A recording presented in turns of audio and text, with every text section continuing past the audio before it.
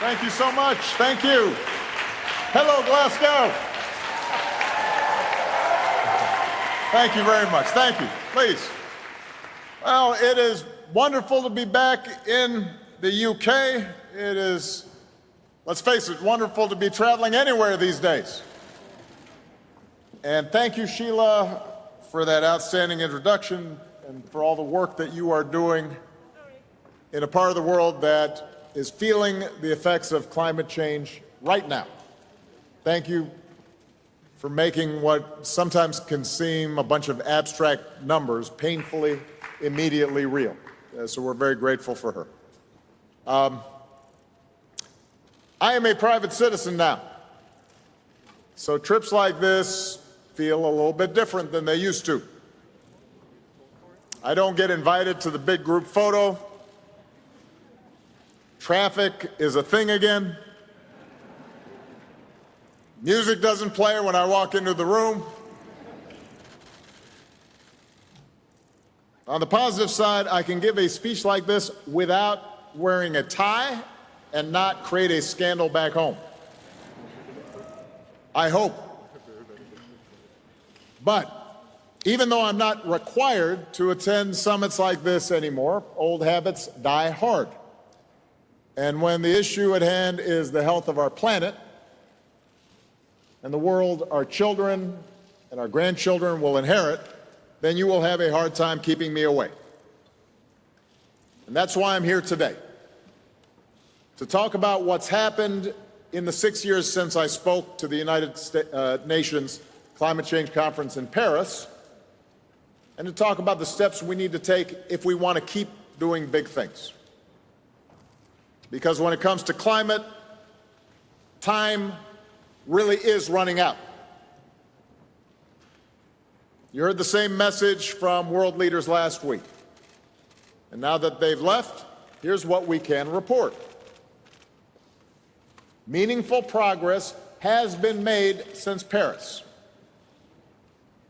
And the agreements made here in Glasgow, thanks to so many of you, including my friend John Kerry here, who is tireless, and his team. Thanks to your efforts here in Glasgow, we see the promise of further progress. What is also true is that collectively and individually, we are still falling short. We have not done nearly enough to address this crisis. We are going to have to do more. And whether that happens or not, to a large degree, is going to depend on you. Not just those of you in this room, but anybody who's watching or reading a transcript of what I say here today. That was true 6 years ago as well. In Paris, our goal was to turn progress into an enduring framework that would give the world confidence in a low-carbon future. An agreement where countries would update their emissions targets on a regular basis. An agreement that would help developing nations get the resources they need to skip the dirty phase of development and help those nations that are most vulnerable to climate change get the resources they need to adapt. An agreement that would give businesses and investors the certainty that the global economy is on a firm path towards a clean and sustainable future. In other words, our hope was to create an agreement that gave our planet a fighting chance. That was our ambition. And by some measures, the agreement has been a success. For the first time, leaders of nearly 200 nations, large and small, developed and developing, made a commitment to work together to confront a threat to the people of all nations. And that seemed proof that for all the divisions in our world, when a crisis threatens all of us, we can come together to address it. At the time, we also believed that if enough national governments showed they were serious about climate, then other institutions, particularly in the private sector, would start raising their sights as well. And over the last 6 years, that is what's happened. Today, more than 1/5 of the world's largest companies have set net zero emissions targets. Not just because it's the right thing to do for the environment, but in many cases because it makes sense for their bottom line. More than 700 cities in more than 50 countries have pledged to cut their emissions in half by the end of the decade and reach net zero by 2050. About a third of the global banking sector has agreed to align their work with the Paris Agreement.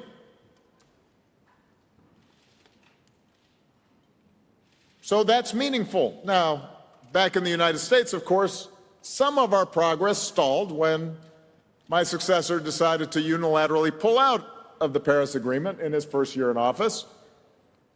I wasn't real happy about that.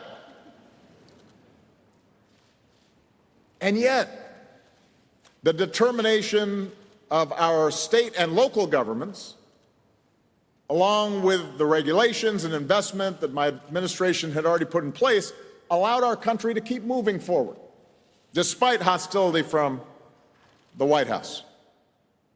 The $90 billion investment that we made in 2009 helped to jumpstart the clean energy industry in the United States, and markets adapted, and so did consumers. And even when the Trump administration rolled back emissions requirements for automakers, along with regulatory changes and efficiency standards, many businesses chose to stay the course. They kept reducing emissions. They continued the transition to electric vehicles and energy-saving appliances. The ball had been rolling, and it didn't stop. And meanwhile, science and technology continued to advance. So today, the price of solar and wind energy has dropped to the point where, in some places, clean energy is cheaper than fossil fuels. Around the world, scientists and entrepreneurs are integrating abundant renewable energy, more powerful batteries, breakthroughs in fields like synthetic biology to invent a better future that is healthier and more affordable. That's all good news for the planet. And it is also good news for people looking for a job.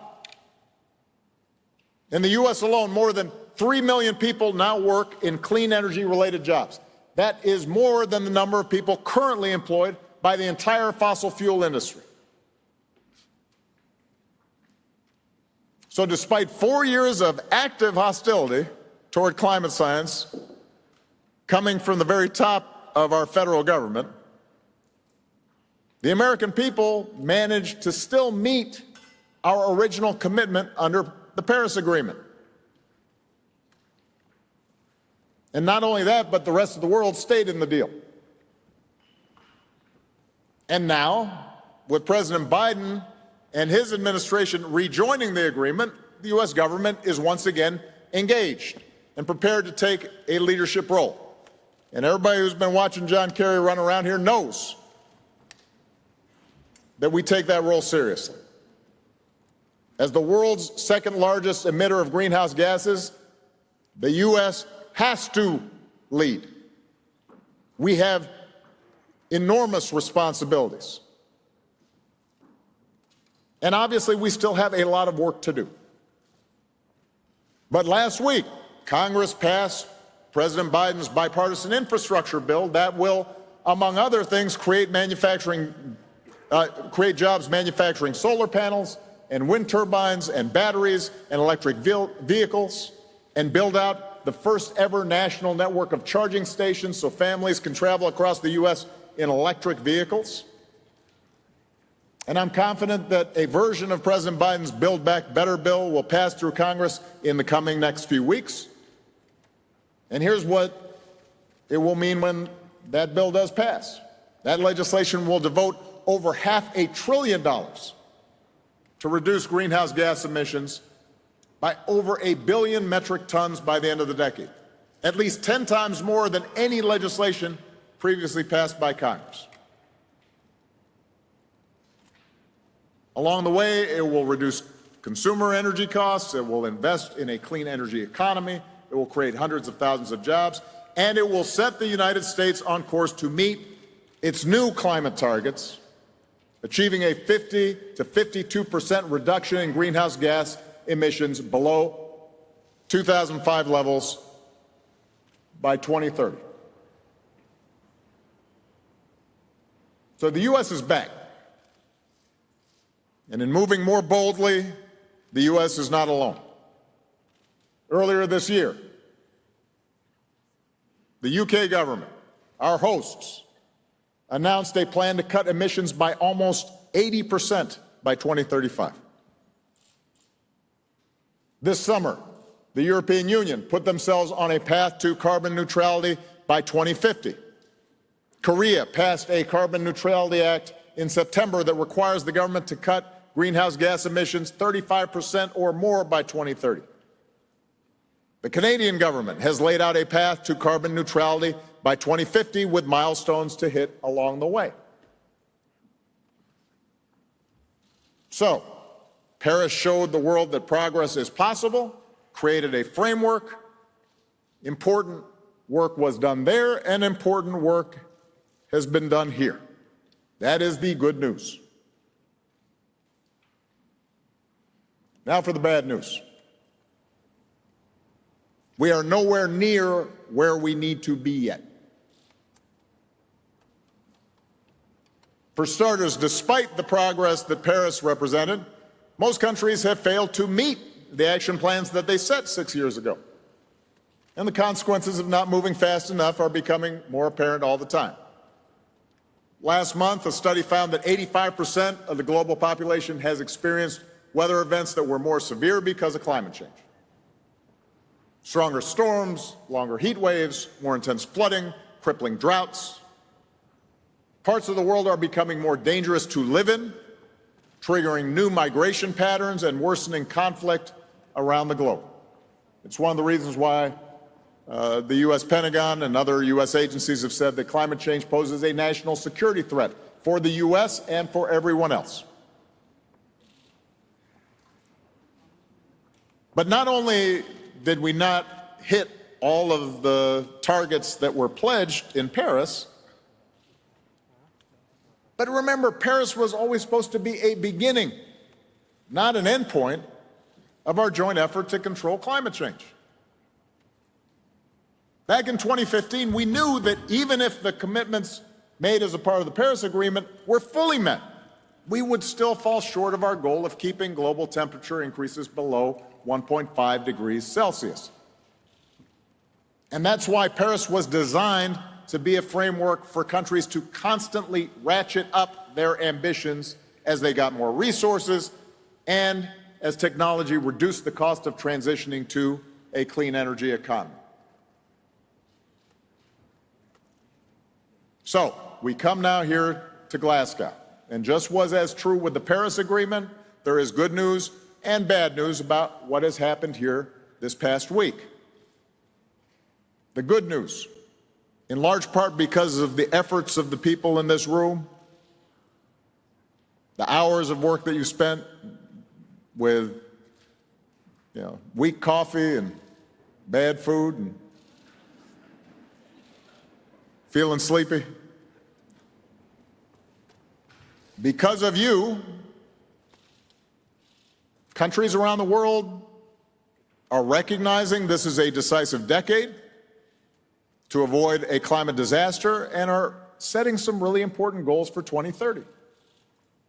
More than 100 countries this past week have committed to reduce methane emissions by 30% by 2030. As all of you know, curbing methane emissions is currently the single fastest and most effective way to limit warming. More than 100 countries have also promised to stop and reverse deforestation by the end of 2030. Businesses from around the world, name brands, some of the biggest businesses on this planet, have agreed to help create a market for the technologies we need to transition to clean energy. Here in Glasgow, nations have also committed to help poorer countries move away from fossil fuels and deal with the effects of climate change. President Biden announced that the U.S. will be quadrupling its annual climate finance pledge over the next few years to $11 billion, including $3 billion dedicated to helping vulnerable countries adapt to the impacts of climate change. And the U.S., along with 20 other countries, agreed to stop publicly financing international fossil fuel development with limited exceptions. So these are significant accomplishments. They are hard-won commitments. You should be proud of yourselves, and we need to celebrate those commitments, even as we demand that the signatories to these commitments actually follow through. We have to track it. They're not self-executing. They're going to require effort. But let's assume that we actually deliver. That's significant. But once again, we also have to acknowledge that this progress is partial. Most nations have failed to be as ambitious as they need to be. The escalation, the ratcheting up of ambition that we anticipated in Paris 6 years ago has not been uniformly realized. I have to confess, it was particularly discouraging to see the leaders of two of the world's largest emitters, China and Russia, decline to even attend the proceedings.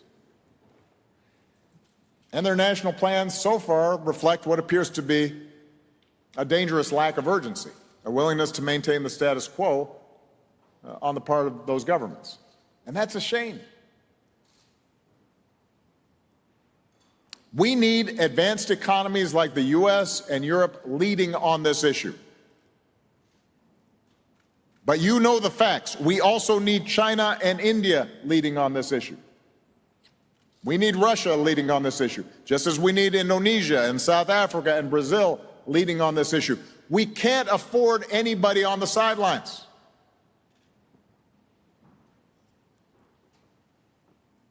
I recognize we're living in a moment when international cooperation has waned. A moment of greater geopolitical tension and stress, in part because of the pandemic, in part because of the rise of nationalism and tribal impulses around the world. And yes, in part because of a lack of leadership on America's part for 4 years on a host of multilateral issues. I understand that it's harder to get international cooperation. There are more global tensions. But there is one thing that should transcend our day-to-day politics and normal geopolitics, and that is climate change. It's not just that we can't afford to go backward, we can't afford to stay where we are. The world has to step up, and it has to step up now. So how is that going to happen? How do we close the gap between what's necessary for our survival and what seems politically possible right now? I confess, I don't have all the answers. As I'm sure is true for all of you out there, those of you who are steeped in this work, who are far more expert than me, there are times where I feel discouraged. There are times where the future seems somewhat bleak. There are times where I am doubtful that humanity can get its act together before it's too late. And images of dystopia start creeping into my dreams.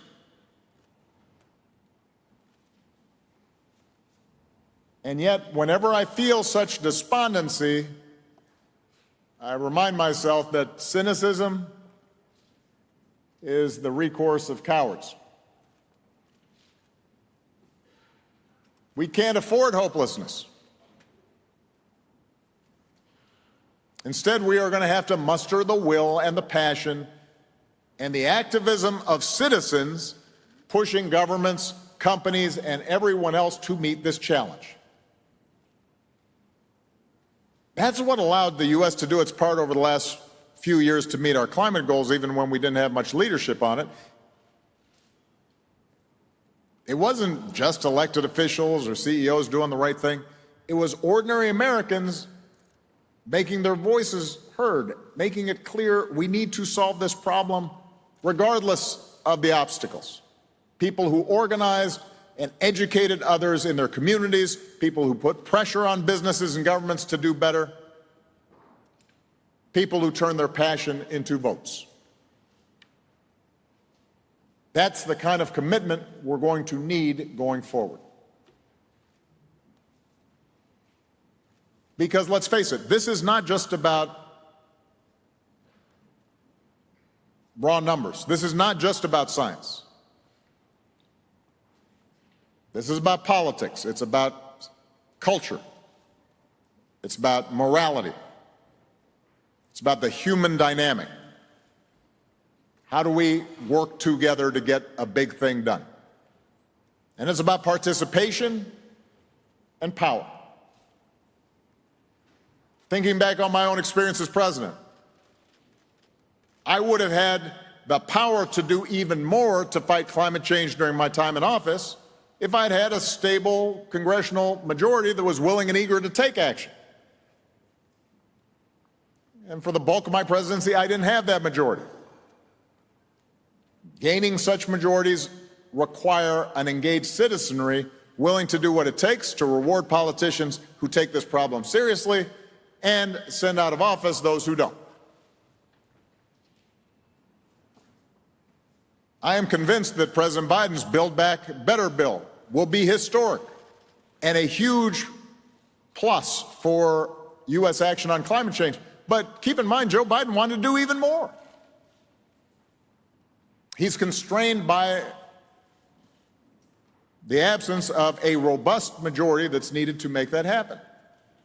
Both of us have been constrained in large part by the fact that one of our two major parties has decided not only to sit on the sidelines, but express active hostility toward climate science and make climate change a partisan issue.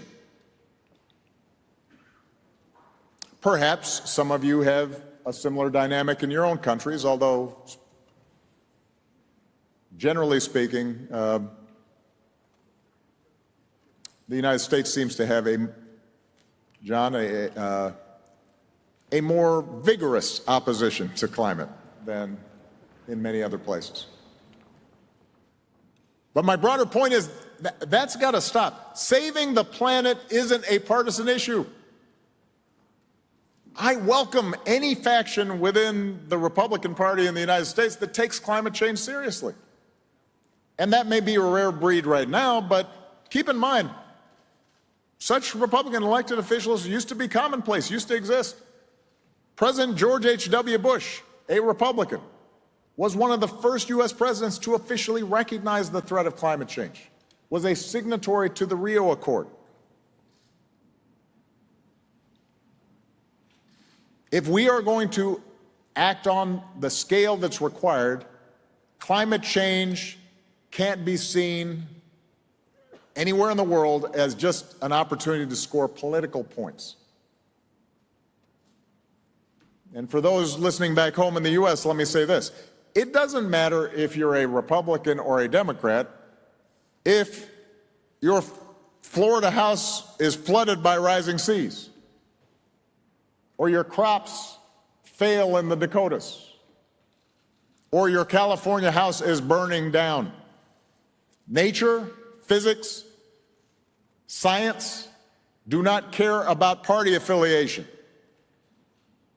And what is true in the United States is true in every nation. We don't just need the Democrats or the Green Party or progressives to be working together on this existential problem. We need everybody, even if we disagree on other things.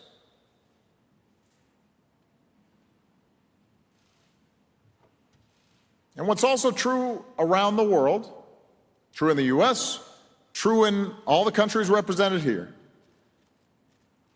is that the most important energy in this movement is coming from young people.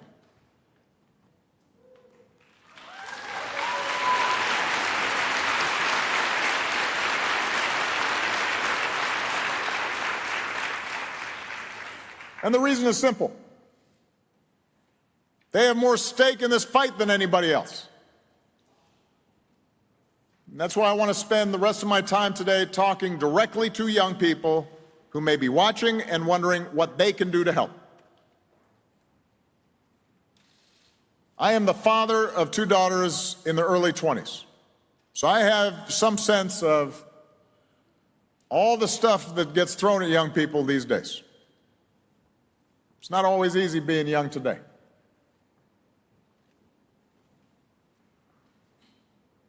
And for most of your lives, if you're in that generation, you've been bombarded with warnings about what the future will look like if you don't address climate change. And meanwhile, you've grown up watching many of the adults who are in positions to do something about it either act like the problem doesn't exist or refuse to make the hard decisions necessary to address it. And that's a source of real anxiety and real anger at older people. And some of you no doubt wonder if you'll be able to be safe in the community where you've grown up, whether you'll have to raise your own kids in a world ravaged by extreme weather and climate migration and conflict. As one 16-year-old said, "For us, the destruction of the planet is personal."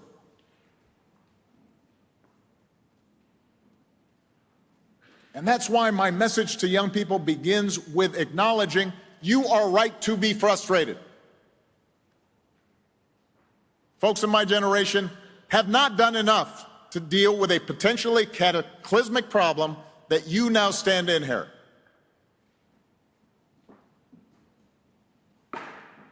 But I also want to share some advice my mother used to give me. You know, if I was feeling anxious or angry or depressed or scared, she'd look at me and she'd say, "Don't sulk. Get busy. Get to work. And change what needs to be changed." And luckily, that's exactly what young people around the world are doing right now. 2 years ago, a Swedish teenager named Greta Thunberg inspired millions of people to join the largest climate demonstrations in decades. A lot of people now know about Greta, but the world is full of Gretas. One of the things I love most about our work at the Obama Foundation is getting to meet young activists from all over the world taking up the baton on climate change. You just heard from Sheila Babata from the Northern Mariana Islands. As an elected representative, Sheila is fighting to preserve natural resources on the island and helping young people take the lead in the fight for human rights and climate action. I've met people like Juan Carlos Monterrey Gomez from Panama. After representing his country at the Paris negotiations, I think he was like 22. Juan then led an effort to amend the Constitution of Panama. Today he's here in Glasgow as a climate negotiator.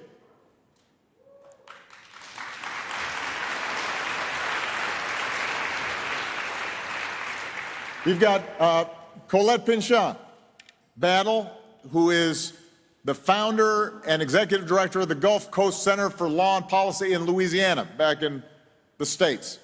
They're a nonprofit helping communities of color across the South that are already feeling the effects of climate change, rebuild after disasters, and build more sustainable communities and more sustainable economies.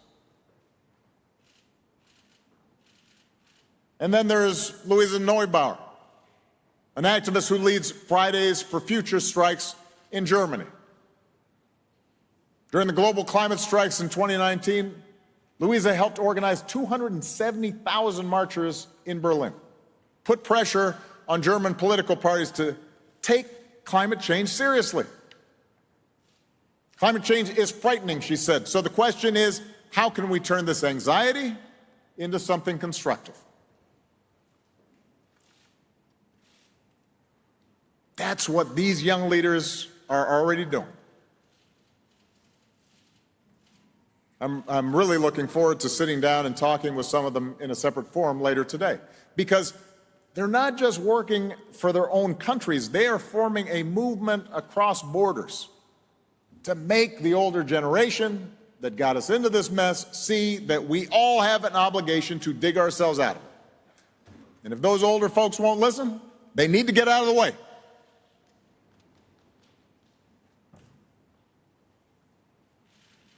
Now, at this point, some of the young people watching or listening, they may be thinking, I don't have time to organize 200,000 people or propose a constitutional amendment. I've got a math exam next week.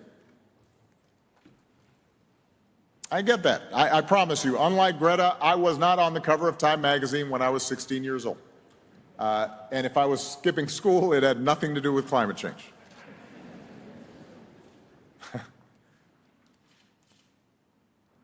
But there are plenty of things that each and every one of you young people can do that won't require devoting your entire life to the cause, but will make a real difference. The first and most important is, if you are age eligible, to vote the issue. Vote like your life depends on it, because it does.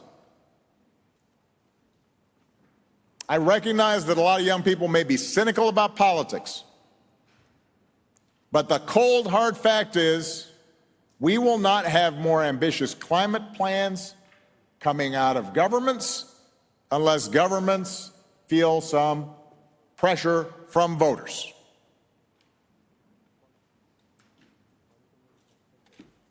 In one survey of young people in 22 countries, more people cited climate change as one of the most important issues facing the world than anything else. Young people understand this issue, but they don't always vote at the same levels as older folks. Many young people are now starting to realize, I've got to make my interests heard if I have the opportunity to vote. So in the 2020 US presidential election, young people were more likely than older voters to say that climate change was their top concern. And they also voted at a rate 11 points higher than in 2016. That's the kind of thing that makes politicians sit up and take notice. As one 20-year-old organizer said, young people understand that if we want to save our lives and our future, then we have to do it ourselves. And this is part of your power that you have to use. Don't think that you can ignore politics. You don't have to be happy about it, but you can't ignore it. You can't be too pure for it. It's part of the process that is going to deliver all of us.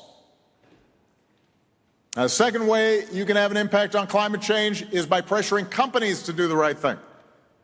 Members of your generation have already shown you're willing to pay for products that you believe are responsible and responsive to the climate challenge, and that you're also willing to avoid those companies that are actually making climate change worse. I see this in my own daughters and their friends, their peer group, in terms of which companies they support and which products they buy.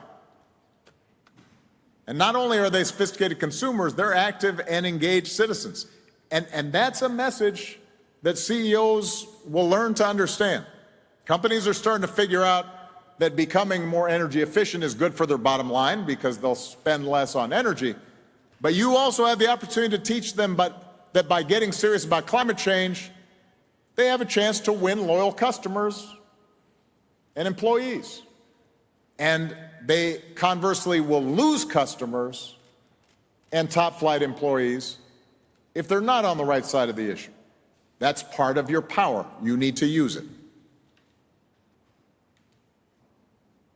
While you're at it, you need to help educate your parents and grandparents, your uncles and aunts, your teachers, your employers, because while a dangerously warming planet is a reality that a lot of you have grown up with as young people, you've studied in school, you've read about it, it's been part of the backdrop of your childhood. Members of the older generation don't have that same frame of reference. They do love you, though. They do care about you. They listen to you more than you think. And if you explain how important the issue is to you, you may lead them to rethink their position, or at least be more open-minded. In fact, I'm pretty sure they'll listen to you in a way they might never listen to a politician or some expert on TV or a former president. That's power you have. You have to use it. And finally, let me say, it will not be enough to simply mobilize the converted. It will not be enough to preach to the choir. It will not be enough to just ramp up intensity among people who already know about climate change and already agree with us and care deeply about it. Protests are necessary to raise awareness. Hashtag campaigns can spread awareness. But to build the broad-based coalitions necessary for bold action, we have to persuade people who either currently don't agree with us or are indifferent to the issue. And to change the minds of those fellow citizens in our respective countries, we have to do a little more listening. We can't just yell at them or say they're ignorant. We can't just tweet at them. It's not enough to inconvenience them through blocking traffic in a protest. We actually have to listen to their objections and understand the reluctance of some ordinary people to see their countries move too fast on climate change. We have to understand their realities and work with them so that serious action on climate change doesn't adversely impact them. So listen, it is true a lot of climate opposition comes from fossil fuel companies trying to make a buck, despite the green ads that they run on TV.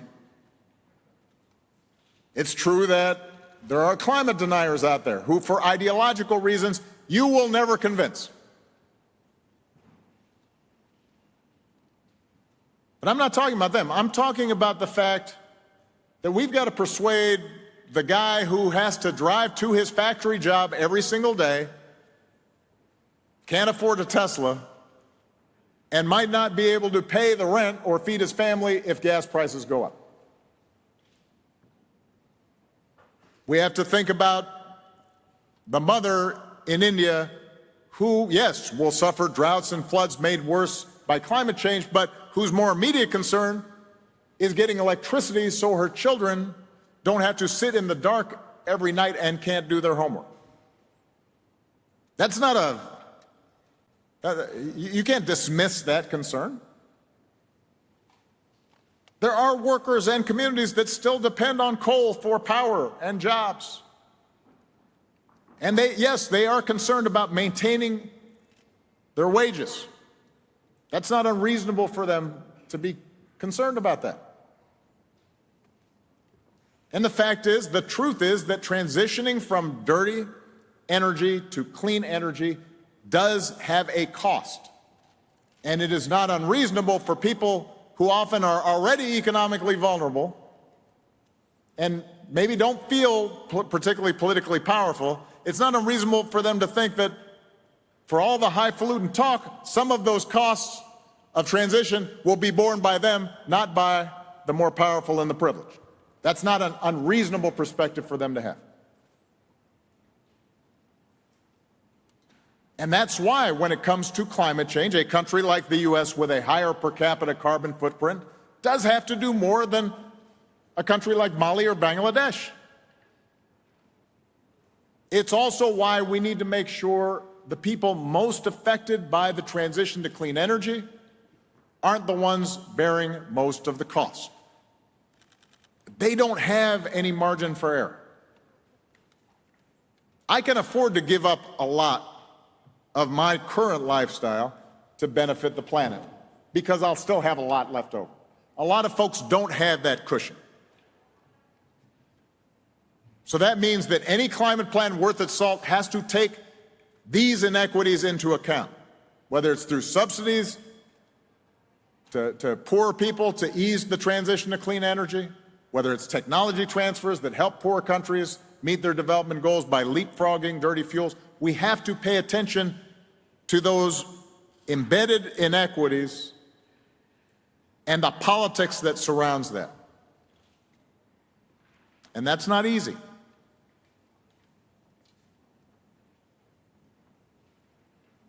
So let me close by being blunt. Keeping the rise in global temperatures to 1.5 degrees Celsius will not be easy. It is going to be hard. Existing political institutions move slowly, even when leaders are well-intentioned. International cooperation has always been difficult. It's made more difficult by all the misinformation and propaganda that can flood out through social media these days. Business leaders, let's face it, are typically rewarded for boosting short-term profits, not addressing major social issues. Getting people to work together on a global scale takes time. And right now, that's time we don't have.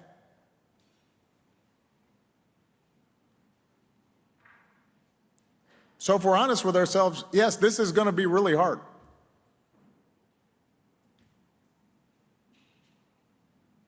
The thing we have going for us is that humanity has done hard things before. I believe we can do hard things again. Yes, the process will be messy. I guarantee you, every victory will be incomplete. We will face more setbacks. Sometimes we will be forced to settle for imperfect compromises, because even if they don't achieve everything we want, at least they advance the cause. At least they move the ball down the field.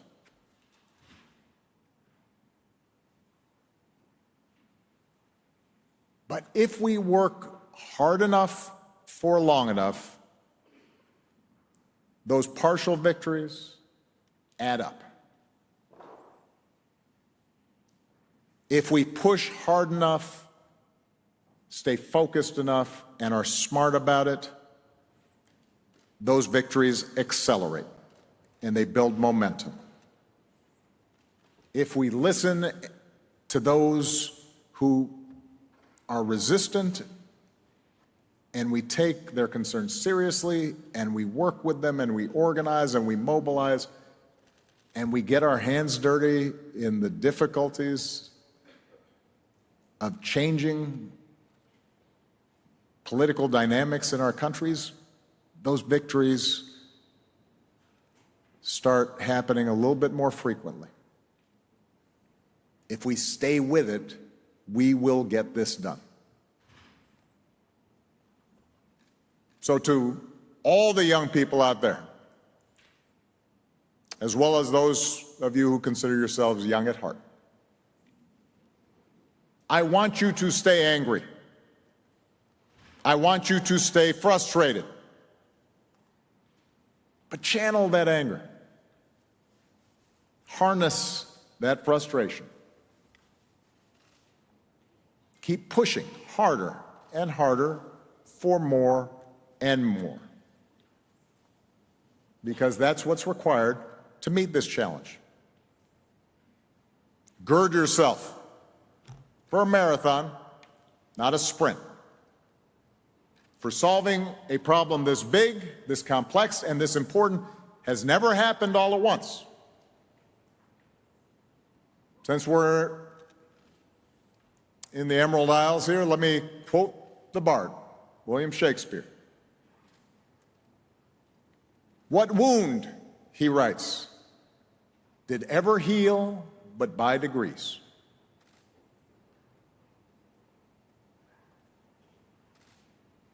Our planet has been wounded by our actions. Those wounds won't be healed today or tomorrow or the next, but they can be healed by degrees. And if we start with that spirit, if each of us can fight through the occasional frustration and dread, if we pledge to do our part and then follow through on those commitments, I believe we can secure a better future. We have to. And what a profound and noble task to set for ourselves. I'm ready for the long haul if you are. So let's get to work. Thank you very much, everybody. Thank you.